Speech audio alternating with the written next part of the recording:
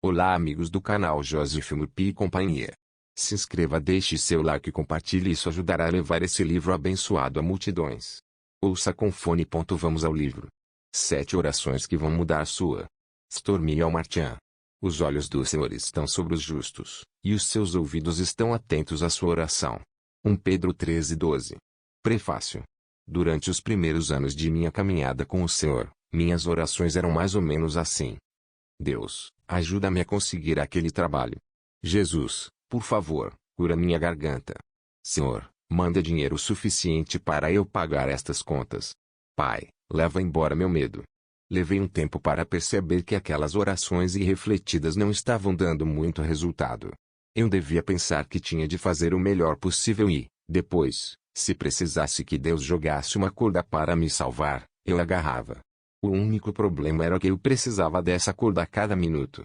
Gosto do versículo que diz: peçam, e lhes será dado, busquem, e encontrarão, batam, e a porta lhes será aberta. Mateus 7:7.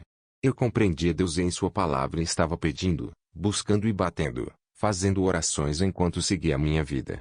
Também levava muito a sério o versículo que diz: vocês, não têm, porque não pedem. Tiago 4:2. Ótimo! Posso remediar isso facilmente, pensei, e continuei, pedindo tudo. Mas eu ainda não estava feliz e não vi o tipo de oração atendida que desejava. Um dia, enquanto eu estava lendo novamente aquele mesmo versículo, meus olhos se abriram no versículo seguinte: quando pedem, não recebem, pois pedem por motivos errados, para gastarem seus prazeres. Tiago 4:3. Será que o tipo de oração que diz Deus me dê isso, faça aquilo, balance sua varinha mágica aqui e me faça sair desta confusão era o que Deus desejava para minha vida de oração? Totalmente frustrada, eu disse: Senhor, ensina-me como devo orar. Ele fez exatamente isso. Entendi que orar não é simplesmente pedir coisas, embora isso, naturalmente, faça parte da oração. O mais importante é perceber que orar é conversar com Deus. E aproximar-se daquele que você ama e passar tempo com ele. É buscá-lo primeiro, tocá-lo, passar a conhecê-lo melhor, estar com ele e esperar em sua presença. É reconhecê-lo como a fonte de poder da qual você pode depender. É reservar um tempo para dizer: fala o meu coração, Senhor, e diz o que preciso ouvir. É ser parceiro de Deus. É alinhar nosso espírito ao dele para que sua perfeita vontade se cumpra. É estabelecer-nos em nós mesmos e nossa vida como algo ligado a Deus. Não podemos receber o que Deus tem de melhor para a nossa vida, e não podemos evitar as coisas que nunca foram da vontade de Deus para nós, senão por meio da oração. Não podemos deixar nossa vida à própria sorte. Temos de orar por tudo o tempo todo, não apenas quando as coisas dão errado.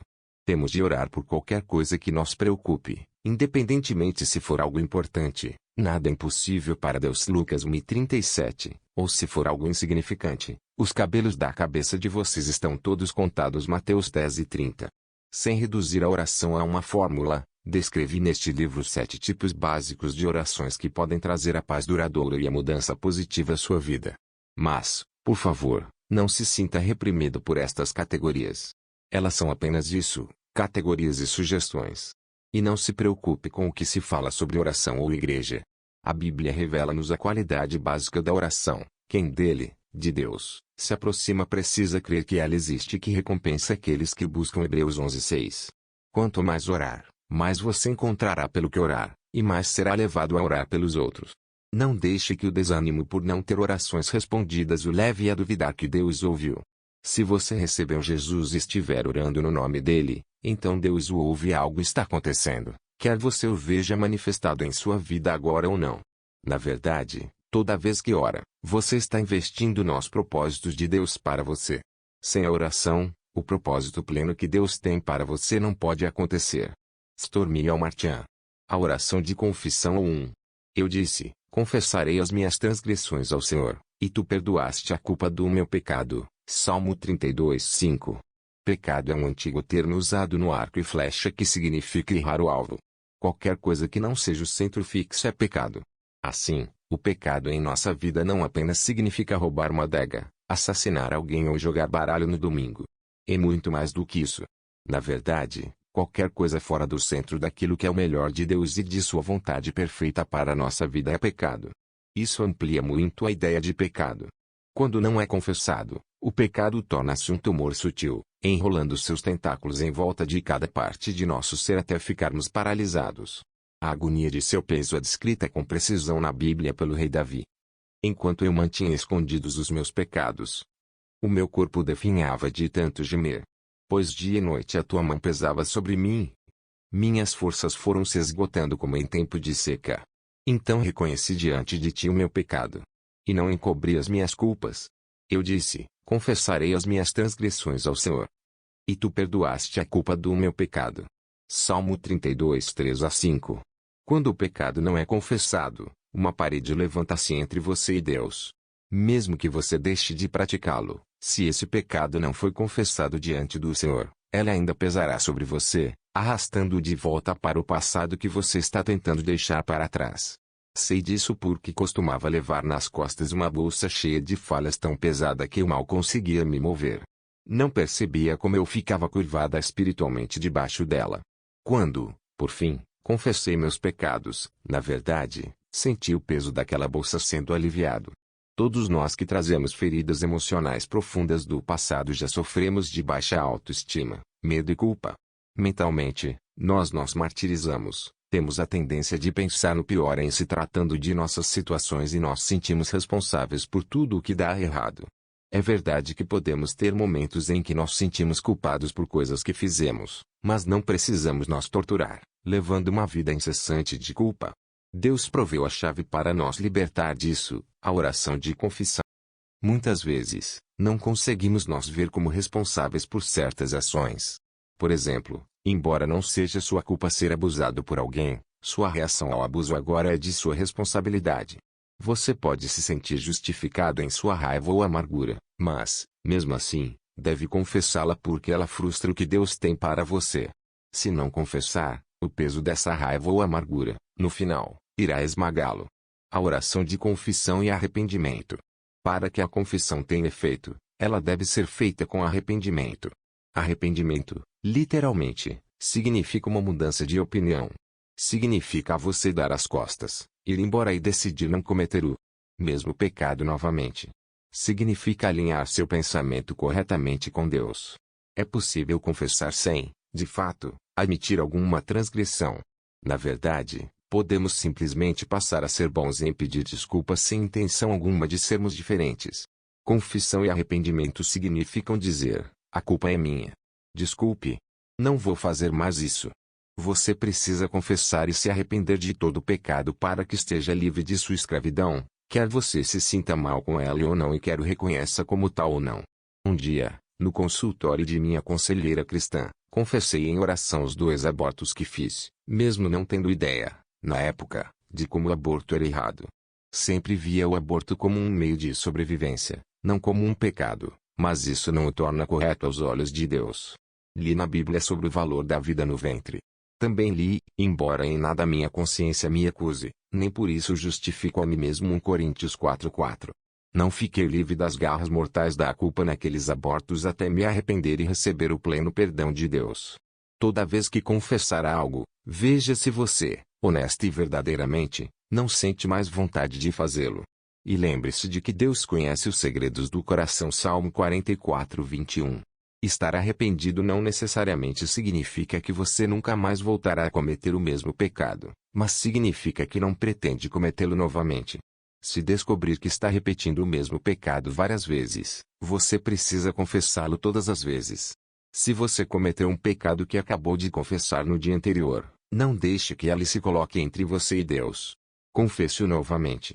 Desde que, verdadeiramente, arrependa-se todas as vezes, você estará perdoado e, por fim, ficará livre.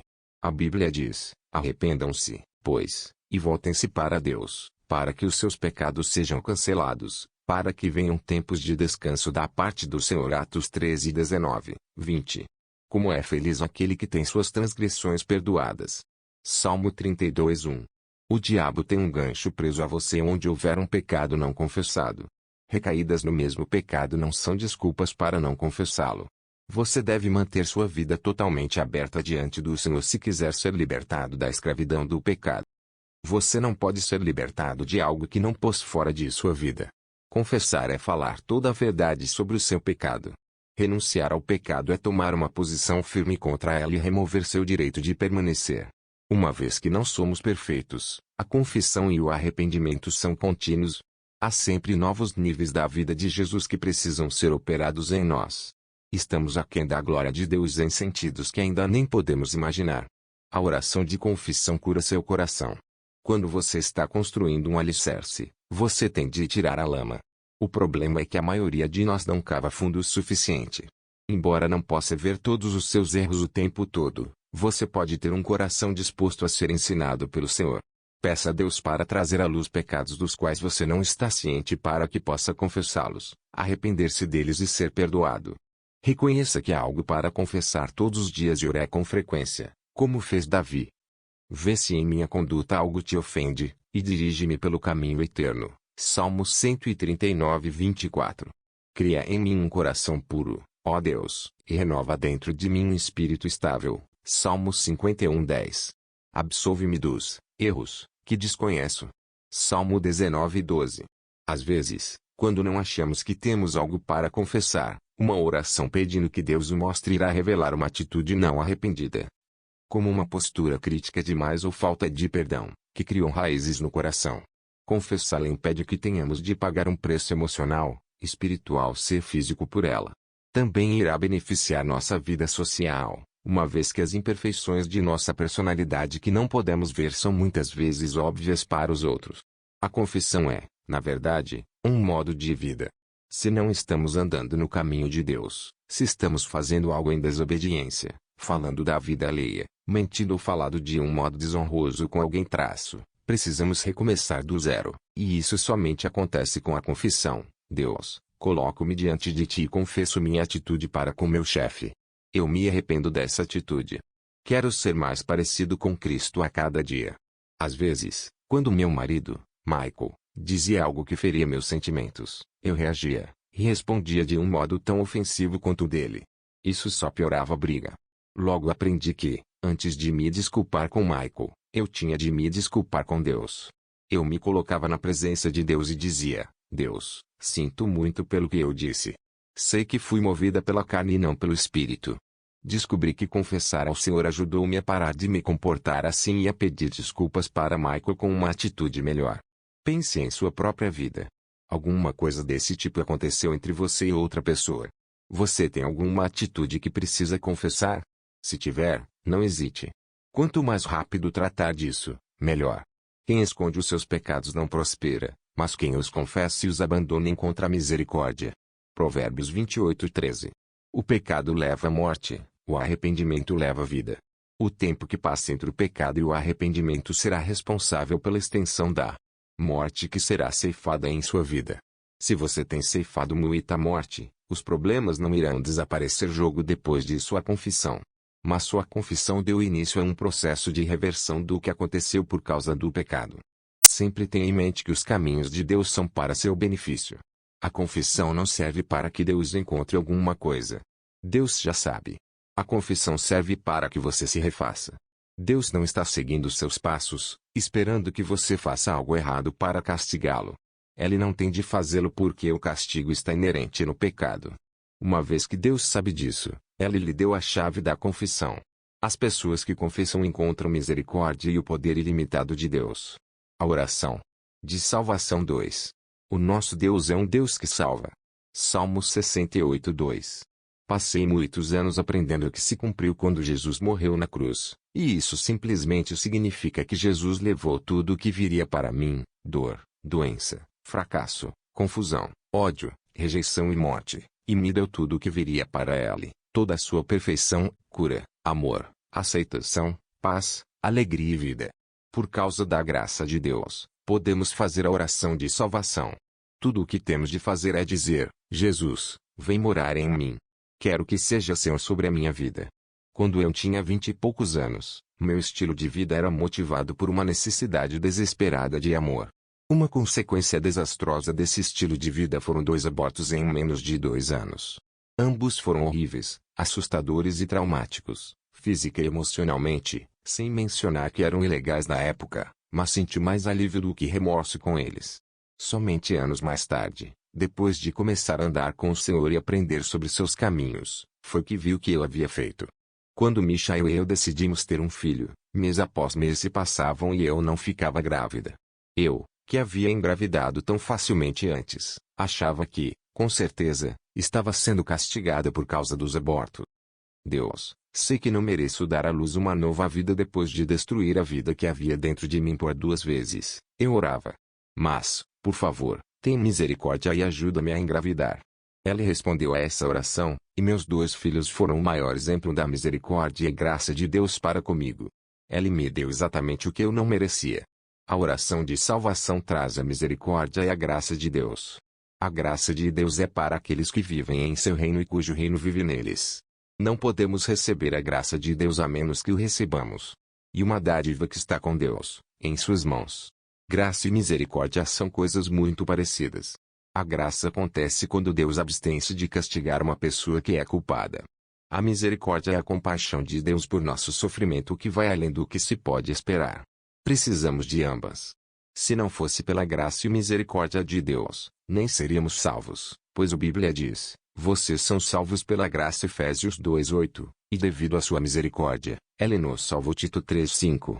Antes de conhecermos Jesus, éramos culpados e miseráveis, mas a graça e a misericórdia de Deus nos salvaram. O Senhor se agrada dos que o temem, dos que colocam sua esperança no seu amor leal. Salmos 147:11. Graça tem a ver com tudo o que diz respeito a Deus. Ela a faz. Não nós. A graça é sempre uma surpresa. Você acha que não vai acontecer, e acontece. A oração de salvação dá acesso ao reino de Deus. Salvação é mais do que algo que Jesus fez por nós na cruz do Calvário. Salvação é Jesus vivendo em nós.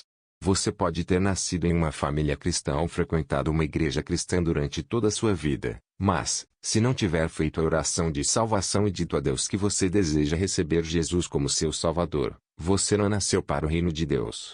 Você não pode herdá-lo, obtê-lo por osmose, transplante ou implante, ou pedir para uma estrela para obtê-lo. Você tem de declarar sua fé em Jesus Cristo. Se quiser a vida de Jesus em você, apenas diga, Jesus, eu te reconheço neste dia. Creio que tu és o Filho de Deus quando dizes que és. Embora seja difícil compreender um amor tão grande, creio que tu entregaste tua vida por mim para que eu pudesse ter vida eterna e abundante agora. Peço-te que me perdoes por não viver como tu queres. Preciso que tu me ajudes a me tornar tudo o que tu me criaste para ser. Vem para a minha vida e enche-me com teu Espírito Santo. Que toda morte em mim seja ocupada pelo poder de tua presença e que este dia transforme minha vida em um novo começo. Se você não se sente à vontade com essa oração, então converse com Jesus como você conversaria com um bom amigo, e confesse que você cometeu alguns erros. Diga-lhe que você não pode viver sem ele. Peça-lhe para perdoá-lo e entrar em seu coração. Diga-lhe que você o recebe como Senhor, e agradeça-lhe pela vida eterna e perdão que ele lhe deu. Uma vez feita a oração de salvação, você é libertado da culpa, seu futuro está seguro e você é salvo da morte em cada parte de sua vida. Respondeu Jesus, eu sou o caminho, a verdade e a vida. Ninguém vem ao Pai, a não ser por mim. João 14:6. A oração de salvação liberta da culpa. Todos têm algum tipo de culpa por erros do passado. Às vezes, é a culpa por coisas que sabemos que fizemos. Às vezes, é um grande arrependimento pelo que tememos que poderíamos ter evitado e, às vezes, é a culpa por violarmos certas leis naturais que nem sabíamos que havíamos violado. Seja qual for a razão, a carga da culpa nos oprime com um peso esmagador e, a menos que seja eliminada, ela nos separa da plenitude de vida. O que pode levar embora nossa culpa? Considere, por exemplo, o homem que, por acidente, dá ré no carro, joga sobre a filha de 2 anos e a mata. Ou a mulher que consumiu drogas enquanto estava grávida e teve um filho com problemas mentais.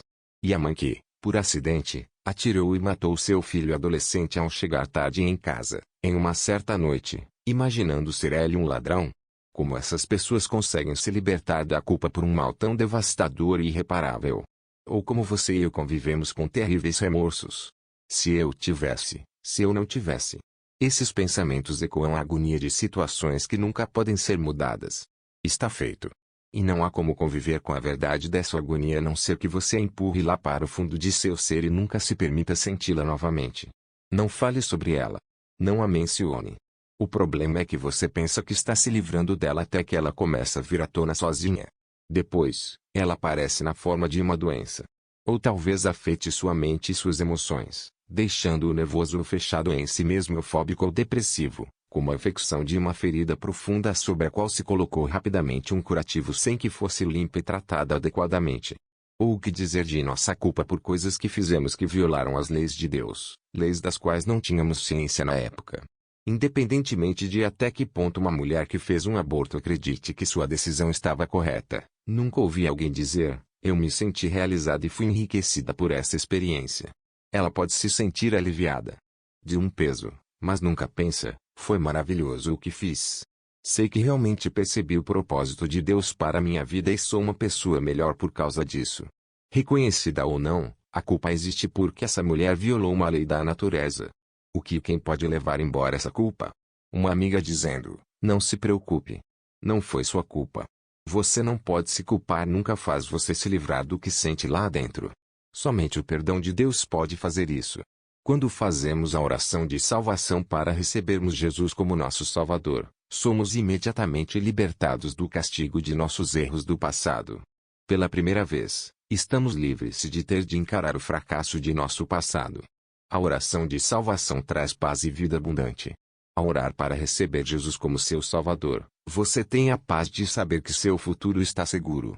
A palavra de Deus se diz, a vontade de meu Pai é que todo aquele que olhar para o Filho e nele crer tenha vida eterna, e eu ressuscitarei no último dia. João 6:40. Seu futuro nesta vida também está seguro. Deus promete que, se você o reconhecer como Salvador, Ele irá guiá-lo em segurança onde você precisa ir. Reconheça o Senhor em todos os seus caminhos, e Ele endireitará as suas veredas. Provérbios 3:6.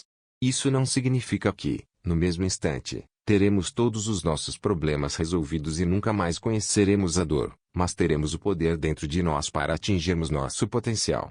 Quando Jesus morreu na cruz, Ele também ressuscitou dos mortos para quebrar o poder da morte sobre qualquer pessoa que receber sua vida.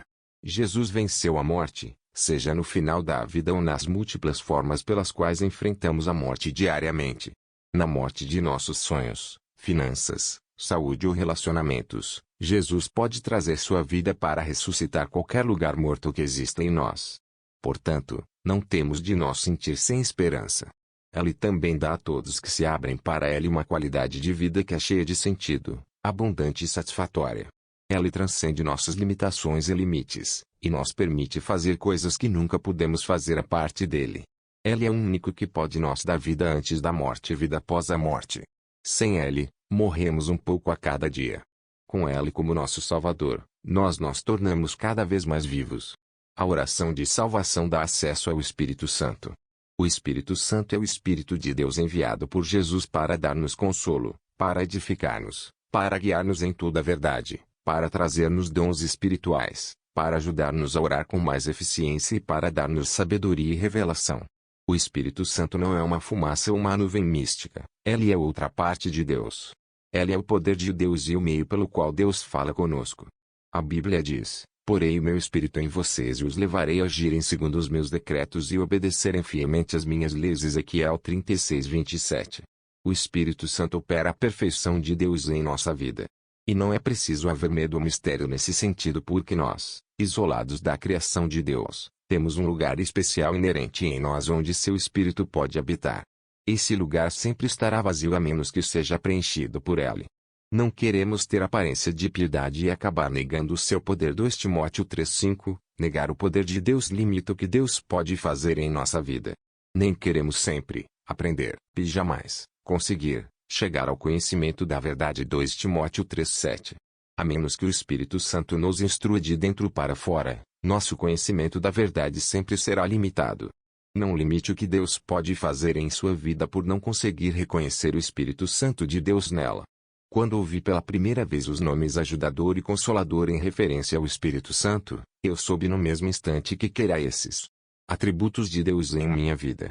Percebi que, para obtê-los, eu tinha, primeiro, de reconhecer a existência do Espírito Santo e, depois, convidá-lo a habitar dentro de mim. Ao fazer isso, descobri 3 razões importantes para ser cheio do Espírito Santo de Deus. Para adorar Deus mais plenamente. para experimentar e transmitir o amor de Deus mais completamente. Para tomar posse do poder de Deus em minha vida mais efetivamente. No entanto, descobri, ao longo dos anos, que se encher do Espírito Santo é um processo contínuo e cada vez mais profundo. Temos de estar dispostos a nos abrir para cada nível e dimensão nova para que Ele possa nos capacitar a realizar o que jamais poderíamos fazer sem esta medida plena de seu amor, poder e vida. A oração de libertação 3. Ele é o Deus que me reveste de força e torna perfeito o meu caminho. Salmo 18:32. Você não tem valor e nunca será grande coisa, dizia minha mãe enquanto me empurrava para dentro do pequeno armário que ficava debaixo da escada e batia a porta. Agora, fique aí até eu poder olhar para sua cara. O som de seus passos desaparecia enquanto ela atravessava o pequeno corredor de volta para a cozinha. Eu realmente não sabia ao certo o que havia feito que justificasse ser trancada no armário novamente, mas sabia que devia ser algo ruim. Sabia que eu devia ser má e acreditava que todas as coisas negativas que ela dizia a meu respeito estavam, sem dúvida, certas. Afinal de contas, ela era minha mãe. O armário era pequeno, uma área retangular debaixo da escada onde ficavam as roupas sujas em um cesto velho de vime. Eu me sentava sobre a pilha de roupas e encolhia os pés para eliminar a possibilidade de tocar nos ratos que, de tempos em tempos, corriam pelo chão. Eu me sentia só, não amada e terrivelmente amedrontada enquanto esperava, naquele buraco escuro, que o tempo aparentemente interminável que minha mãe levava para se lembrar de que eu estava ali passasse ou que meu pai voltasse, momento em que ela se certificava de me deixar sair. Qualquer um dos eventos significaria que eu me livraria do armário e do sentimento devastador de ser enterrada viva e esquecida. Como você provavelmente pode perceber por esse único incidente, fui criada por uma mãe com problemas mentais e, entre outras atrocidades, passei a maior parte da minha primeira infância trancada em um armário. Embora certas pessoas soubessem do comportamento estranho que minha mãe tinha de vez em quando, sua doença mental não foi claramente identificada até eu chegar ao final da adolescência. Durante todo o meu processo de crescimento, o comportamento extremamente instável de minha mãe deixou-me com sentimentos de futilidade, desesperança, impotência e profunda dor emocional, tanto que, quando jovem, eu ainda era trancada em um armário, só que os limites eram emocionais, não físicos. Eu estava cercada por uma profunda dor sempre presente em minha alma, que se expressava por meio de certos atos de autodestruição e um medo paralisante que controlavam minha respiração. Muitos anos depois, sentei-me em frente de Marianne, uma conselheira cristã, que me disse que eu precisava perdoar minha mãe, se quisesse me sentir inteira e completamente curada. Perdoar alguém que me tratou com ódio e abuso. Alguém que arruinou a minha vida, transformando-me em uma aleijada emocional? Como? Pensei comigo mesma, arrasada diante da possibilidade de tamanha tarefa. Eu já havia confessado meus pecados e, agora, minha conselheira estava pedindo que eu perdoasse minha mãe. Tudo isso na mesma sessão de aconselhamento. Você não precisa sentir perdão para dizer que perdoa alguém, explicou Marianne. Perdão é algo que você faz por obediência ao Senhor, porque Ele perdoou você.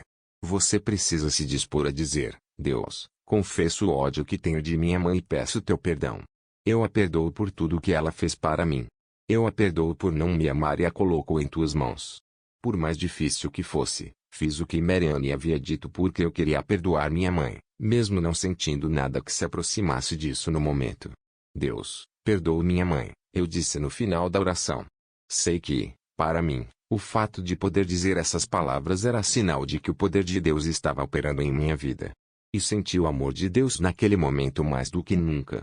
Logo descobri, no entanto, que a falta de perdão com raízes profundas, como a que eu sentia por minha mãe, deve ser desfeita, camada por camada. Isso se aplicava, sobretudo, ao meu caso uma vez que os insultos verbais de minha mãe continuaram a ficar cada vez mais intensos com o passar do tempo. Um dia, enquanto eu estava pedindo novamente a Deus que me desse um coração perdoador, eu me senti levada a orar: Senhor, ajuda-me a ter um coração como o teu para com minha mãe. Quase de imediato, tive uma visão de minha mãe que nunca havia tido antes. Ela era bonita, engraçada, amorosa, talentosa, uma mulher que não se parecia em nada com a pessoa que eu conhecia. Meu entendimento dizia que eu a estava vendo do modo como Deus havia criado para ser e não como havia ficado. Que revelação maravilhosa! Eu mesma não poderia lê-la imaginado. Nada superava meu ódio por minha mãe, exceto, talvez, a profundidade de meu próprio vazio. Contudo, agora eu sentia compaixão e empatia por ela.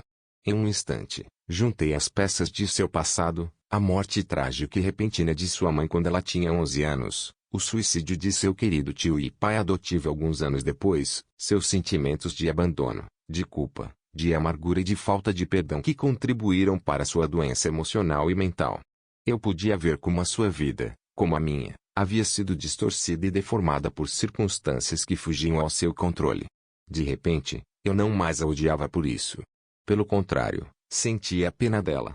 Estar em contato com o coração de Deus em favor de minha mãe fez brotar em mim um perdão tão grande que, quando ela morreu alguns anos depois, eu não tinha nenhum sentimento ruim contra ela. Na verdade, quanto mais eu perdoava, mais o Senhor trazia à minha mente boas lembranças. Fiquei surpresa por ver que havia alguma. O perdão leva a vida. A falta de perdão é uma morte lenta. O perdão é contínuo porque, uma vez que lida com o passado, transgressões constantes ocorrem no presente. Nenhum de nós passa por isso sem ter nosso orgulho ferido ou sem ser manipulado, ofendido ou machucado por alguém. Toda vez que acontece, isso deixa uma cicatriz na alma quando não confessado, perdoado e tratado diante do Senhor. Além disso, a falta de perdão também nos separa das pessoas que você ama. Elas sentem um espírito de falta de perdão, ainda que não possam identificá-lo, e isso as deixa pouco à vontade e distantes. Você talvez esteja pensando, não tenho de me preocupar com isso porque não tenho ninguém a quem deva perdoar. Mas perdão também é deixar de criticar os outros, lembrar que as pessoas, muitas vezes, são como são por causa do modo como a vida as moldou. É lembrar que Deus é o único que conhece toda a história e, por conseguinte, nunca temos o direito de julgar. Estar acorrentado pela falta de perdão o impede de receber a cura, a alegria e a restauração que existem para você. Estar libertado para receber tudo o que Deus tem para você, hoje e amanhã, significa desprender-se de tudo o que aconteceu no passado. Significa fazer uma oração de libertação. A oração de libertação o livra de culpar Deus. Meu marido e eu temos um amigo que é talentoso em muitos sentidos, mas ele excluiu Deus de sua vida, culpando-o por um acidente de carro no qual sua irmã morreu e ele se feriu gravemente a ponto de acabar com sua promissora carreira nos esportes.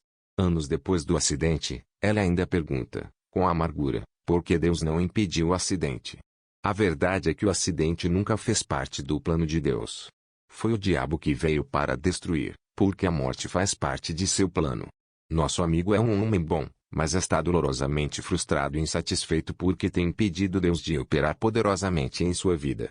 Culpar Deus é muito mais comum do que a maioria de nós deseja admitir, principalmente no caso daqueles que foram abusados, desprezados ou profundamente desapontados por figuras de autoridade.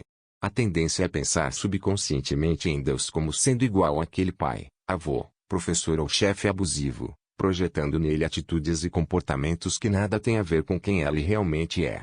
Também culpamos Deus por qualquer coisa negativa que nossos pais nos disseram sobre nós mesmos. Achamos que Deus deve ter nos criado do modo como eles dizem que somos e nós perguntamos por que ele foi tão descuidado. Também projetamos as imperfeições humanas em Deus. Por exemplo, culpamos Deus se nossos pais não nos quiseram ou nos amaram. A mentira em que acreditamos quando culpamos Deus é que Deus poderia ter impedido isso de acontecer. Ele poderia ter feito com que as coisas fossem diferentes. A verdade é que Deus nos deu livre-arbítrio, o qual ele não irá violar. Consequentemente, todos fazemos escolhas, e as coisas muitas vezes são como são por causa dessas escolhas. Deus também nos dá limitações e limites para nossa proteção.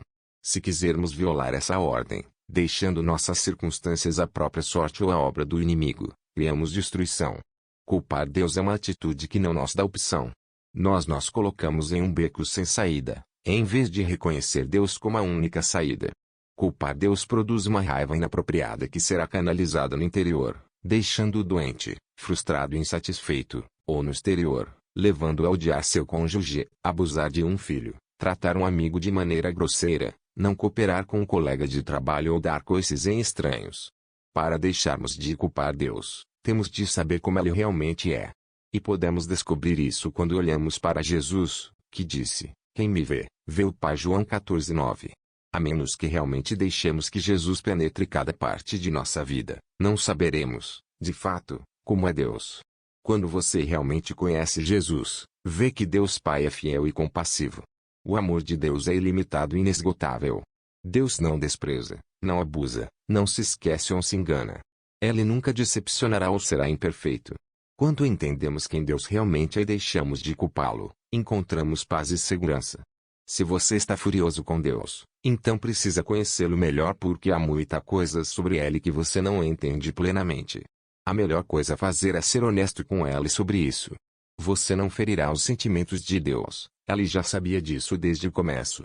Ore a Deus, dizendo: Pai, fiquei louco contigo por causa desta situação em particular, seja específico. Odiei isso e te culpei pela situação. Por favor, perdoa-me e ajuda-me a me libertar disso. Leva embora minhas falsas concepções a teu respeito e ajuda-me a conhecer-te melhor. O oposto de culpar Deus é confiar nele. Decida agora em quem confiar. Você não pode seguir em direção a tudo que Deus tem para você se qualquer amargura e culpa indevida tiverem um lugar em seu coração. Se você ficou furioso com Deus, diga: Deus, fiquei louco contigo desde que meu irmão morreu naquele acidente. Deus, fiquei louco contigo desde que meu bebê morreu. Deus, fiquei louco contigo por não ter conseguido aquele trabalho pelo qual orei. Seja honesto. Você não ferirá o ego de Deus. Libere a mágoa e se permita chorar. As lágrimas libertam e curam. Faça uma oração de libertação: Senhor, confesso minha mágoa e minha raiva, e minha dureza de coração para contigo. Não guardo mais essa ofensa contra ti. Aqui estão 7 versículos para lembrá-lo da bondade de Deus. Você pode incluí-los em sua oração de libertação. Como são felizes todos os que nele se refugiam. Salmo 2:12. Ele liberta os pobres que pedem socorro. Salmo 72:12. Os que buscam o Senhor de nada têm falta. Salmo 34:10. Tu és o meu socorro e o meu libertador. Salmo 75. Transformarei as trevas em luz diante deles e tornarei retos os lugares acidentados. Isaías 42:16. Não se pode nem pensar que Deus faça o mal, que o Todo-Poderoso perverta a justiça. Jó 34:12. O Senhor me livrará de toda obra maligna e me levará a salvo para o seu reino celestial. 2 Timóteo 4:18. A oração de libertação ajuda a perdoar os outros. Abuso é todo tratamento desagradável que diminui o valor próprio, abuso verbal, negligência, falta de amor visível além de espancamentos e assédios. Se uma criança não consegue perceber a aceitação dos pais, ela cresce com uma fome autodestrutiva de amor que não pode ser satisfeita por nenhum ser humano.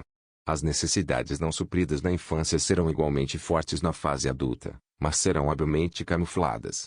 Se você foi abusado quando criança, não se engane dizendo para si mesmo: nasci de novo, não deveria ainda sentir essa mágoa por dentro. Deve haver algo errado comigo. O fato de você ainda sentir mágoa não nega sua condição de nascido de novo ou o torna menos espiritualismo. Uma vez que as pessoas têm a tendência de ver Deus do mesmo modo como viam os pais, é preciso que tenham um tempo de cura e libertação, e que conheçam o amor de Deus antes de haver a total confiança. Perdoar seus pais é uma grande parte do processo de cura, e crucial para evitar a armadilha de abusar de seus próprios filhos.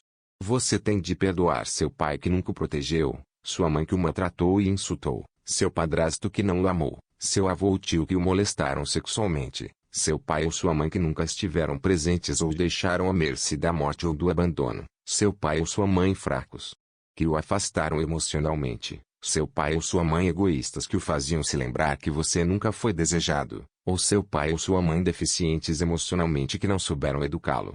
Essas experiências amargas e dolorosas irão continuar a machucá-los se você não lamentar sua dor diante do Senhor, colocar toda essa dor e amargura nas mãos dele e pedir-lhe para ajudá-lo a perdoar. Você não só se machucará se não perdoar, mas, pior ainda, poderá machucar seus próprios filhos. Por amor a eles, se não a você mesmo, você tem de se desprender completamente do passado. Ver seu pai ou sua mãe como uma criança não amada, maltratada ou traumatizada que eles talvez tenham sido pode ajudá-lo a perdoar. Contudo, a maioria das pessoas sabe pouco sobre as origens de seus pais. Grande parte dos incidentes, principalmente os ruins, raramente é discutida, mesmo por outro parente. Quando você entende que seu pai ou sua mãe não tiveram a intenção de lhe negar amor, mas, na verdade, em primeiro lugar, nunca o tiveram para dar, é mais fácil perdoar. Às vezes, O que um pai ou uma mãe não fizeram magoa tanto quanto o que um pai ou uma mãe abusivos fizeram. A falta de envolvimento ou de disposição de um pai ou de uma mãe de intervirem e socorrerem você parece traição. É mais difícil reconhecer a falta de perdão no caso desse pai ou dessa mãe que não se envolveram, mas é mais comum do que pensamos. Peça para Deus lhe mostrar qualquer sentimento de falta de perdão para com seu pai ou sua mãe que não vieram ao seu socorro. Se houver, você terá de lidar honestamente com seus sentimentos nesse sentido. Todos precisamos de pais que nos amem, nos incentivem, nos eduquem, sejam afetuosos com a gente, acreditem que existem coisas boas em nós e estejam interessados no que fazemos. Aqueles de nós que não tiveram pais assim têm necessidades que somente Deus pode suprir. Não podemos voltar no tempo e arrumar alguém para nos abraçar e nos criar, Não devemos exigir isso do nosso cônjuge ou dos amigos, porque eles não podem fazê-lo. Isso tem de vir do nosso Pai Celestial. Deus é a nossa única esperança para restaurar relacionamentos arruinados. Fazer uma oração para que a mágoa seja perdoada e louvar a Deus pela transformação que Ele fará é um dos caminhos pelos quais haverá restauração. Em momentos de fraqueza em que a vida parece fora de controle, escolha colocar-se debaixo do controle de Deus. Entregue a Ele suas áreas de fraqueza de forma plena e honesta para que Ele possa revertê-las para serem vasos da força de Deus. Ele é um Deus de restauração e redenção, por isso Ele pode remir tudo o que ocorreu em seu passado. Ele pode fechar a brecha entre você e seus filhos, ou pais, ou amigos.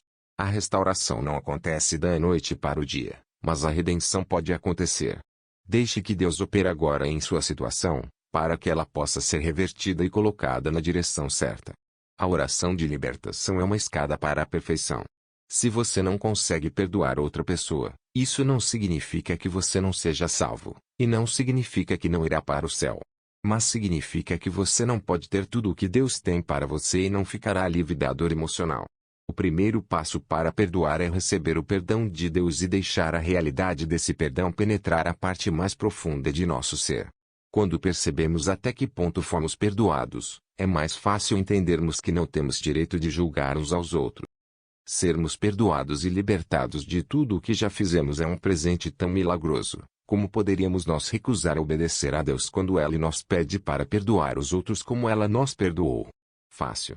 Focamos nossos pensamentos na pessoa que nos ofendeu, e não em Deus que endireitou todas as coisas. O perdão não faz com que a outra pessoa esteja certa, ele faz com que você seja livre. O perdão é uma rua de duas mãos. Deus perdoa você que, por sua vez, perdoam os outros.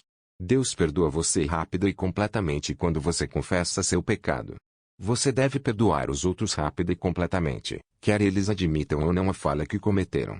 Na maior parte do tempo, as pessoas não sentem que fizeram algo errado, e, se sentem, elas certamente não querem admiti-lo para você. É por isso que devemos colocar essa pessoa, a situação e a mágoa nas mãos de Deus em oração. Perdão é uma escolha que fazemos. Baseamos nossa decisão não no que temos vontade de fazer, mas no que sabemos que é certo. Eu não tinha vontade de perdoar minha mãe. Em vez disso, optei por perdoá-la porque a palavra de Deus se diz, perdoem, e serão perdoados. Lucas 6:37. Esse versículo também diz que não devemos julgar se não quisermos ser julgados. Em vez disso, devemos entregar as pessoas e as circunstâncias a Deus e deixar que Ele seja o juiz. Há duas razões, uma espiritual e uma psicológica, para perdoarmos. A razão espiritual é que desejamos obedecer a Deus, e ela nos disse para perdoarmos os outros assim como Ele nos perdoou. Sejam bondosos e compassivos uns para com os outros, perdoando-se mutuamente, assim como Deus os perdoou em Cristo. Efésios 4:32. Quando perdoamos as pessoas que nos magoaram, restauramos o mérito e o valor que Deus lhes deu, não porque mereçam, mas porque Deus já fez o mesmo por nós. A razão psicológica para perdoarmos os outros é nos livrarmos da dor e da vitimização que as outras pessoas infligiram a nós. Quando perdoamos, fazemos a escolha de não mais deixarmos que o pecado das outras pessoas dite nosso modo de sentir ou nossos atos. O perdão dá-nos a liberdade para realmente levarmos nossa vida como Deus intentou. Para mim, foi difícil entender que Deus ama minha mãe da mesma forma como Ele me ama. Ele ama todas as pessoas do mesmo modo como Ele me ama. O mais importante de se lembrar em se tratando de perdão é que o perdão não faz com que a outra pessoa esteja certa, ele faz com que você seja livre. A melhor maneira para transformar a raiva, A amargura, o ódio e o ressentimento contra outra pessoa em amor é orar por essa pessoa. Deus amolece seu coração quando você tenta ser íntegro e traz perfeição à sua vida. A oração de submissão 4. Mostra-me, Senhor, os teus caminhos, ensina-me as tuas veredas. Salmo 25:4. A oração de submissão à vontade de Deus. Quando recebi Jesus em meu coração, eu lhe mostrei o quarto de hóspedes. O problema foi que ele não gostou de ficar ali. Ele continuou a bater em uma porta após outra até que me vi abrindo portas que davam em salas que eu nunca soube que existiam ali. Ela expôs todo o canto escuro de cada sala sua luz purificadora.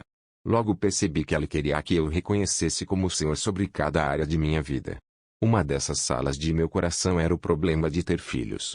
Casei-me com Michael cerca de 3 anos depois de ter aceitado Jesus, e, uma vez que tantas coisas estavam acontecendo em nossa vida naquela época, nunca realmente discutimos a questão de filhos. Eu tinha 1 milhão de razões para não querer nenhum, e a menor delas não era o medo de que eu perpetuaria minha própria criação defeituosa. Eu não podia suportar a ideia de me ver destruir uma vida inocente. Enquanto Deus batia em uma porta após a outra, finanças, casamento, atitudes, aparência, amizades eu me abria para o seu senhorio. Contudo, não dei ouvidos enquanto ele batia implacavelmente à porta da maternidade, que havia sido trancada por meu egoísmo e medo. No entanto, as batidas persistiram, desafiando minha oração diária que dizia: Jesus, peço-te que seja Senhor sobre cada área de minha vida. Certa manhã, cerca de 1 ano depois de nosso casamento, amigos nos pararam em frente à igreja para mostrar o filho recém-nascido. Enquanto o segurei por alguns minutos, tive uma visão em que eu me via segurando meu próprio filho. Mais tarde, na igreja, refleti sobre aquele momento, e a possibilidade de ter um filho, de repente, pareceu boa. Tudo bem, Senhor, pensei, se realmente tivermos de ter um filho, que eu ouça algo neste sentido de Michael. Então tirei aquilo da cabeça. Naquela mesma tarde, Michael virou-se para mim e disse: aquele bebê que você estava segurando nesta manhã, na frente da igreja, era tão fofo. Por que não temos nosso próprio filho? O quê? Perguntei, descrente. Você está falando sério? É claro. Por que não? Não é o que as pessoas fazem. Perguntou ele. Sim, mas você nunca tinha tocado no assunto. Lembrando-me de minha rápida oração naquela manhã, orei em silêncio: Senhor, é assustador como tu podes trabalhar rápido às vezes. Que tua perfeita vontade seja feita em minha vida. Mesmo ainda estando receosa e apreensiva, eu sabia que havia chegado o tempo em que Deus traria vida a um lugar em mim que havia morrido fazia anos. Senti que o deixá-lo ser Senhor sobre essa área seria uma parte importante da redenção de tudo que havia se perdido em minha vida. Quando você convida a Jesus para entrar na casa de seu ser, tendo nascido de novo, você também deve entregar-lhe a direção da casa, tornando-o Senhor sobre sua vida. No entanto, muitos de nós custam a fazer isso de modo completo. Quer admitamos ou não, hesitamos acreditar que podemos confiar a Deus cada área de nossa vida. A Bíblia diz: confie no Senhor de todo o seu coração e não se apoie em seu próprio entendimento. Reconheça o Senhor em todos os seus caminhos, e Ele endireitará as suas veredas. Provérbios 3, 5, 6, ênfase da autora. Observe o termo todo S. E muito específico. Se quisermos que as coisas deem certo, temos de reconhecê-lo como o Senhor sobre todas as áreas de nossa vida. Tive de estar disposta a dar a Deus o controle das coisas, dizendo com frequência: Jesus, peço-te que tu sejas Senhor sobre cada área de minha vida. Então, enquanto ele apontava os lugares onde eu não havia aberto a porta para o seu governo, eu o deixava entrar. A oração de submissão traz os benefícios de Deus. Algumas pessoas dão a Deus total acesso à casa de seu ser no mesmo instante. Outras o deixam em pé à porta por tempo indeterminado. Muitas pessoas fazem o que fiz e o deixam ganhar acesso aos poucos. Quando ele bater em portas diferentes no seu íntimo, saiba que nunca irá forçar a entrada e derrubar as paredes. Ele simplesmente baterá com insistência e calma, e, quando for convidado, entrará para ocupar, com delicadeza, cada canto de sua vida para limpá-lo e reconstruí-lo. Ele lhe deu uma escolha. Você irá optar por se abrir e compartilhar cada parte de seu ser com ele e deixá-lo reinar em sua vida. Esta é a oração de submissão à vontade de Deus. Deus não impõe obediência e submissão. Muitas vezes, gostaríamos que ele o fizesse porque seria mais fácil, mas ele nos dá a escolha. Tive de pedir-lhe para me ensinar a ser obediente por amor a ela e pelo desejo de servir aquele que fez tanto por mim. Se quiser os mesmos benefícios, você tem de fazer a mesma coisa. É útil entender que o Senhor está do seu lado e que o chamado a uma submissão obediente não tem por objetivo fazer com que você se sinta um fracasso incorrigível se não fizer tudo certo. Saber que Deus lhe pede para viver de um certo modo para seu próprio benefício, porque Ele sabe que a vida só dá certo para você quando vivida segundo as condições dele, irá ajudá-lo a desejar conhecer os caminhos de Deus e a viver neles. Você começa o processo quando se dispõe a dizer: Deus, não quero que nada me separe de tua presença e amor. E realmente tem um coração que deseja submeter-se e obedecer. Por favor, mostra-me onde não estou vivendo em obediência e ajuda-me a fazer o que preciso fazer para ser submisso a ti. No minuto em que damos um passo de obediência, Deus dá oportunidades para uma nova vida. A oração de submissão traz descanso. Descanso é uma âncora da alma. Hebreus 6:19, que nos impede de ser lançados no mar da circunstância. Não é apenas o sentimento de bem-estar que temos nas férias ou a sensação de que estamos relaxados depois de um sono profundo à noite. O verdadeiro descanso é um lugar dentro de nós onde podemos ficar tranquilos e saber que Ele é Deus, independentemente do que, ao que parece, está acontecendo à nossa volta. Jesus diz: venham a mim, todos os que estão cansados e sobrecarregados, e eu lhes darei descanso. Mateus 11:28. Ele nos instrui a não deixarmos que o nosso coração fique perturbado, mas a resistirmos a isso quando decidimos descansar em uma tranquila submissão a Ele e à sua vontade. Devemos dizer: Deus, escolho neste dia entrar no descanso que tu tens para mim. Mostra-me como fazer isso. Quando fazemos isso, Deus revela tudo o que está no nosso caminho. Descansar é lançar sobre Ele toda a sua ansiedade, porque Ele tem cuidado de você. 1 Pedro 5:7, e aprender a adaptar-se a toda e qualquer circunstância. Filipenses 4:11, não necessariamente se alegrar com as circunstâncias, mas poder dizer: Deus está no controle. Orei por isso. Ele conhece a minha necessidade. Que eu saiba, estou obedecendo em submissão. Posso descansar. Quando nosso coração se afasta daquilo que sabemos que é viver do modo como Deus intentou que vivêssemos, perdemos nosso lugar de descanso. Quando oramos e vivemos segundo a oração de submissão e tranquila confiança, encontramos o presente do descanso de Deus. A oração de submissão libera nossos sonhos. Eu sempre quis uma carreira de sucesso na área do entretenimento. A simples menção disso agora parece, embaraçosamente, superficial, mas era uma motivação afoita na época. Eu desejava ser famosa e respeitada, sem levar em conta o fato de que possivelmente não tivesse o necessário para chegar lá. Depois de receber o Senhor e estar casada havia alguns meses, Deus claramente convenceu meu coração de que eu não mais faria televisão ou comerciais.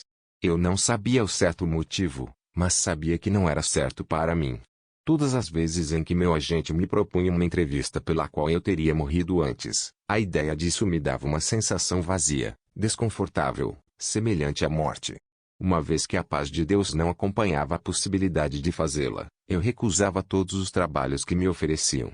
Devemos estar dispostos a dar a Deus a direção total de nossa vida. Sim, Deus, não farei aquele comercial. Sim, Deus, não aceitarei outro programa de televisão. Sim, Deus, não cantarei mais em clubes. Sim, Deus, deixarei a agência. Aos poucos, todos os meus trabalhos acabaram. Deus fechou todas as portas e me pediu para deixar de bater naquelas que não faziam parte de seu plano para mim. A experiência foi assustadora, mas, ao olhar para trás agora, vejo claramente as razões para isso. Atuar era uma forma de idolatria para mim. Eu fazia unicamente pela atenção e aceitação que me trazia, não porque amava o trabalho. Minha identidade estava totalmente dissimulada no que eu fazia. Para mudar isso, Deus teve de levar embora meus meios de definir quem eu pensava ser e ajudar-me a estabelecer minha identidade em Jesus. Ele sabia que eu não poderia ser curada de meus profundos sentimentos de inferioridade se eu estivesse me colocando diariamente na posição de ser julgada por padrões superficiais. A parte que não queremos ouvir é que chega um momento em que cada um de nós deve colocar nossos desejos e sonhos nas mãos de Deus para que Ele possa nos libertar daqueles que não estão de acordo com a sua vontade. Em outras palavras, você assegura seu futuro deixando que seu sonho morra e o plano de Deus ocupe o lugar dele. Se você sempre fez uma determinada imagem do que pensa que deveria fazer, você tem de estar disposto a deixar que essa imagem seja destruída. É um ato de submeter seus desejos à vontade de Deus. Se realmente for o que Deus tem para você, Ele irá levantá-lo para fazer isso e muito mais. Se não for, você ficará frustrado enquanto se apegar a isso. Muitas vezes, os desejos de seu coração são os desejos do coração de Deus, mas eles ainda devem ser realizados pela submissão ao modo de Deus, não ao seu, e você deve saber que Deus os está realizando em você, e não que você os está realizando em si mesmo. Deus quer que paremos de nos apegar aos nossos sonhos e comecemos a nos apegar a Ele para que Ele possa nos capacitar para estarmos acima de nós mesmos e de nossas próprias limitações. Sempre que abrirmos mão daquilo que desejamos, Deus irá trazê-lo de volta para nós em outra dimensão. Quem quiser salvar a sua vida, a perderá, mas quem perder a sua vida por minha causa, este a salvará. Lucas 9:24. A oração de submissão traz realização. Quantas vezes pedimos a Deus para nós dar o que desejamos, mas não desejamos dar a Deus o que Ele quer? Perdemos o que mais desejamos, completude, paz, realização e alegria, porque não somos obedientes e submissos a Deus. Muitas vezes, não somos obedientes porque não entendemos que Deus estabeleceu certas regras para nos proteger e para o nosso bem. Ele nos intentou e sabe o que mais nos satisfaz. Até os 10 mandamentos não foram dados para insular culpa, mas como um guarda-chuva de bênção e proteção contra a chuva do mal. Se optarmos por viver fora da esfera de bênção, sofremos as consequências. A confusão e a escuridão espiritual, então, têm acesso à nossa vida, e somos privados do que Deus tem de melhor. Quando obedecemos em submissão à vontade de Deus, a vida tem simplicidade, clareza e bênção sem limite. Precisamos das leis de Deus porque não sabemos fazer a vida funcionar sem elas. A lei foi dada no Antigo Testamento para mostrar-nos que não podemos, talvez, cumpri-lo em termos de energia humana, mas devemos depender de Deus. Precisamos de seu poder para escaparmos da síndrome da morte que nos cerca. A Bíblia diz que foi dada a Noé uma nova lei porque ele fez tudo o que Deus lhe pediu para fazer, Gênesis 6:22. O termo tudo parece assustador em se tratando de obediência porque nós conhecemos bem o suficiente para duvidar que possamos fazer tudo. E a verdade é que não podemos. Mas podemos dar passos na direção certa e ver Deus realizar isso em nós enquanto nós rendemos em submissão a Ele. A oração de submissão traz uma grande recompensa. Quando chegarei ao ponto em que não mais me magoarei por dentro? Perguntei para Deus, um dia, em oração. Mesmo tendo sido libertado da depressão e minha vida ser muito mais estável do que era, eu ainda vivia em uma montanha-russa emocional.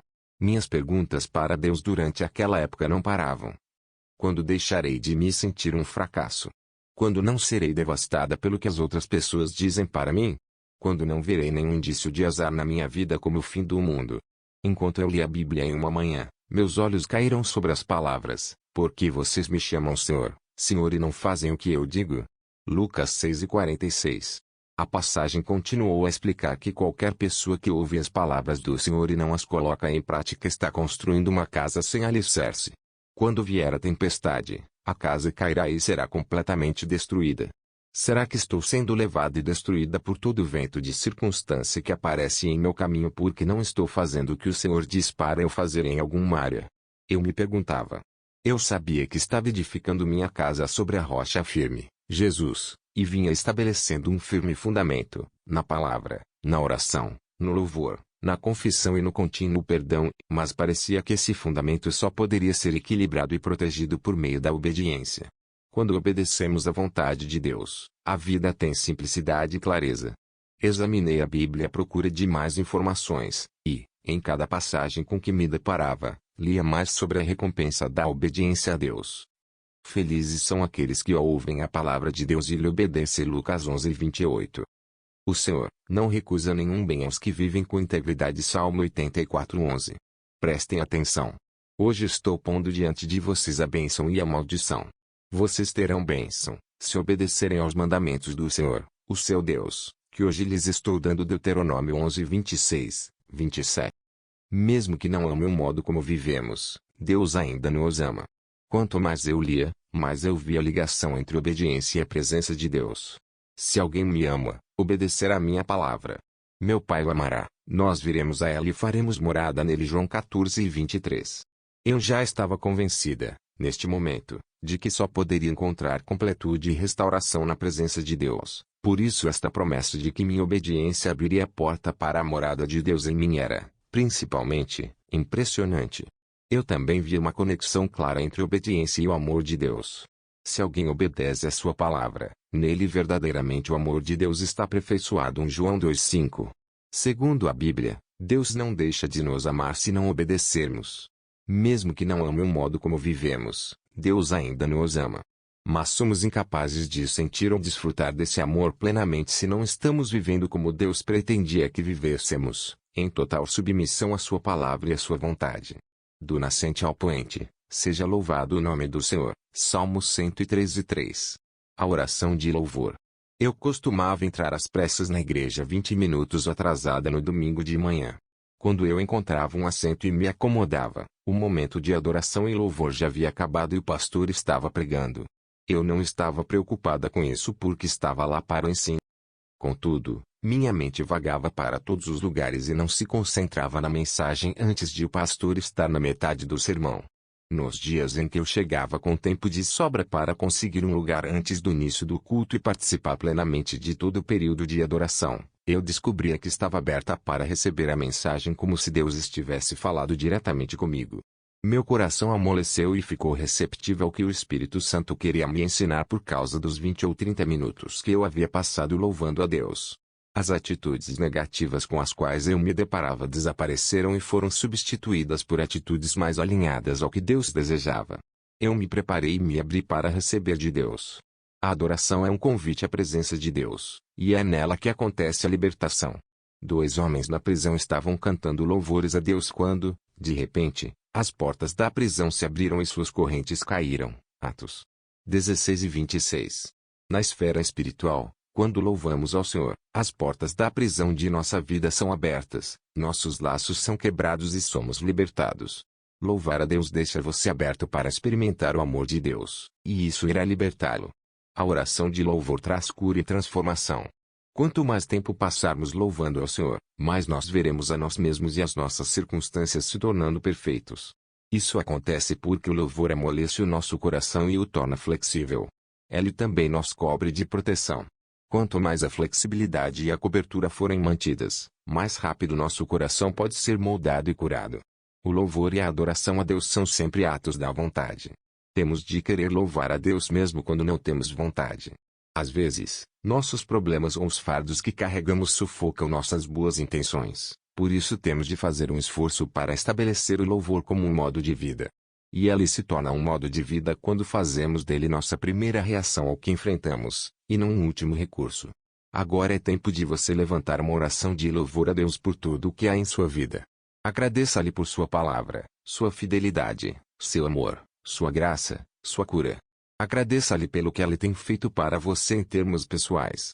Lembre-se de que tudo aquilo pelo que você agradecer ao Senhor, paz, bênção financeira, saúde, um novo emprego, o fim da depressão, dará início ao processo para que essas coisas sejam liberadas para você naquele momento. No Antigo Testamento, as pessoas que carregavam a Arca da Aliança paravam a cada 6 passos para adorar. Também temos de lembrar que não devemos ir muito longe sem pararmos para louvar e adorar. Para obtermos restauração e cura emocional, temos de ser pessoas que, a cada 6 passos, param e continuamente convidam a presença do Senhor para reinar em nossa situação. A oração de louvor nos alinha aos propósitos de Deus.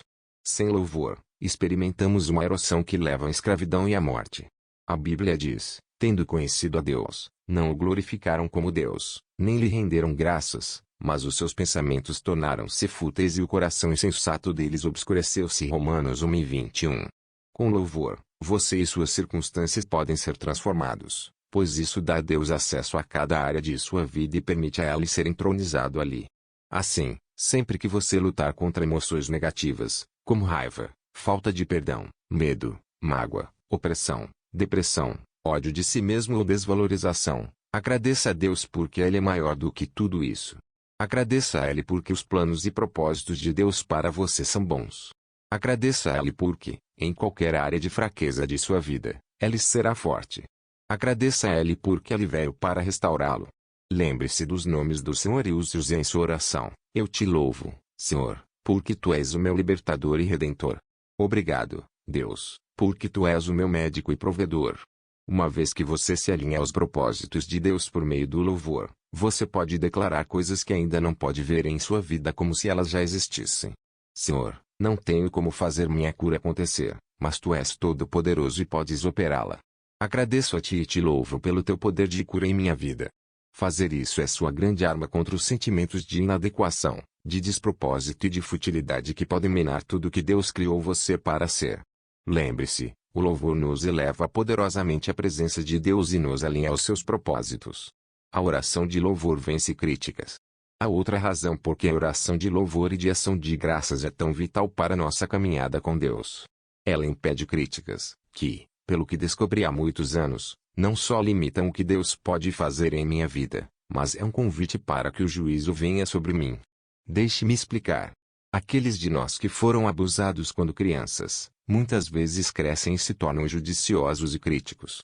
Ser destruído quando jovem faz com que a ideia de destruirmos outra pessoa para nos desenvolvermos seja muito atraente.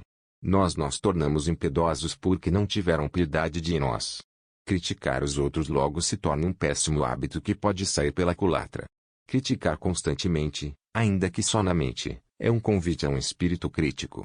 Quando você tem o espírito de criticar, cada pensamento e palavra sua são influenciados por ele. Você, por fim, se torna depreciativo e, depois, totalmente incapaz de sentir alegria. É possível que você esteja lendo a palavra, orando e obedecendo, e, mesmo assim, não ter paz e alegria em sua vida porque você é crítico. Criticar circunstâncias ou condições pode ser tão prejudicial quanto criticar pessoas, pois isso faz de você um resmungão e reclamão, o tipo de pessoa que os outros normalmente preferem evitar. É difícil encontrar o amor e o apoio de que você precisa quando ninguém quer estar à sua volta. A misericórdia triunfa sobre o juízo. Tiago 2:13. A crítica impede que o amor entre em nosso coração.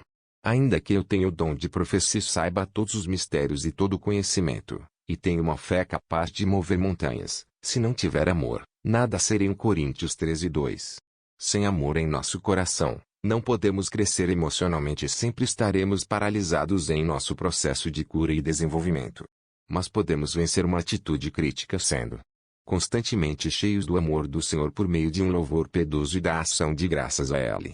A oração de louvor vence a depressão. A oração de louvor e de ação de graças também pode colocá-lo acima dos sentimentos desesperançados da depressão. Estar deprimido é um sinal de que sua personalidade voltou-se para dentro e está focada em si mesma. Um dos passos mais saudáveis que devemos dar é focar-nos em Deus por meio do louvor. Pare tudo o que você estiver fazendo e diga: Senhor, eu te louvo. Eu te adoro. Eu te dou graças. Eu te glorifico. Eu te amo. Agradecer a Deus por tudo em que você puder pensar é a melhor maneira de deter o rio de autoabuso que passa por sua cabeça. A palavra de Deus diz que o coração ambicioso deprime o homem, mas uma palavra bondosa o anima. Provérbios 12:25. A palavra bondosa que verdadeiramente irá animar seu coração vem do Senhor por meio de sua palavra. Quando você fizer a oração de louvor e de ação de graças, ore a palavra de Deus. Encontre versículos das Escrituras que falem de louvor e diga-os em voz alta. Quando você encontrar uma promessa ou palavra de Deus que fale a sua situação, fale continuamente em voz alta com ação de graças. Por fim, seu espírito e sua alma irão responder à esperança e à verdade da palavra de Deus. A oração de louvor vence o medo. Antes de eu receber Jesus, o medo era o fator que controlava minha vida. O medo do fracasso, de um dano físico, de ser emocionalmente machucada, de ficar velha, de não ser alguém na vida. Um espírito de medo dolente, paralisante e capaz de consumir tudo havia se apoderado de mim, trazendo com ele espíritos afins de suicídio, de desespero, de ansiedade e de desesperança.